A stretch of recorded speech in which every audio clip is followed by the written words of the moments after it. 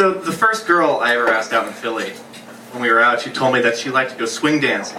But she hadn't gone swing dancing in Philly because she didn't have anyone to go with, and even if she did, she didn't know where she would go. And I thought, oh, awesome.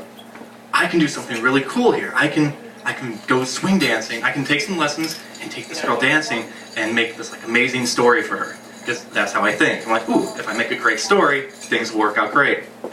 Which never happens. But I ended up looking around, found out about Lab, Lindy and Blues. They're over at the Ethical Society, and they teach Lindy and Blues step. Lindy's what we think of when we think of swing. It's really athletic and flippy and spinny. But blues is different. Blues is what you dance the blues music to, and it's done much closer. You're sternum to sternum, and down low and slow. And when I started learning blues step, I was like, oh, this is why the Baptists get so upset. So I started taking the lessons, and obviously I'm there alone because I wanted to surprise the girl with these. And when you're taking dance lessons, they're always switching partners, so you can learn how to dance with people. And all the women would look at me and say, so you're here alone. Why are you here? I said, well, I met this girl and she said she likes dancing, so I'm trying to learn to dance for her. And I went, oh. I went from instantly the creepiest guy in the room to the sweetest guy in the room. And while that was happening, the girl I was interested in was hooking up with her friend. Which I should have seen coming. There were signs, but I'm always inept about those things. I never, well, metaphorically, I never know how that dance is done. But I wasn't upset when I found out because it was like mutual interest and missed connections. I was like, you know what? I've been there. Good for you guys. And I got to learn to dance. I was like, okay. But what comes out of it is like, that story is emblematic of me and dancing. I really shouldn't enjoy dancing because it never goes well for me. Dancing is a very social thing, but it's a very lonely thing for me because I always go to the dance lessons alone.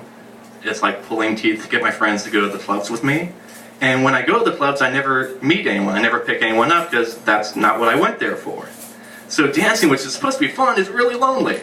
And like I said, I'm never sure of myself. I'm never sure how that dance is done. So I'm always sort of clumsily mucking my way about. So it was a few years later, and I was at Making Time, which is an indie rock dance night over at Voyeur in the middle of the neighborhood. And they bring live bands in, and it's a lot of fun. And I was there, the band's playing, there's this huge group in front of them, and I'm doing what I normally do. I'm like on the edge of the crowd, like, screw this, I paid to get in here, this band's great, it's fun. And so I just dive into the middle of the crowd, and I start pogoing because I was a punk kid, and that's always my first instinct. And then I start dancing with this girl, and it's fun, and it's nice. And then the band starts playing a slow song. And I didn't go to any of my proms. I didn't really go to any of my school dances. And they never play slow songs at the club. So I've never been able to slow dance with someone. I was really excited. And so I grabbed the girl and pulled her close and started slow dancing. And she looked up at me and was like, shocked. I thought you were gay. I said, no. I'm just fabulous. I said, oh, I thought you were gay. Oh, you're not gay. I don't know why her voice dropped like that. But we danced, we had a lovely night, and at the end of the night, I left alone. Because I always leave alone. But for the first time, it felt okay. Because for the first time, I was able to go, ah, that's how this dance is done. Thank you.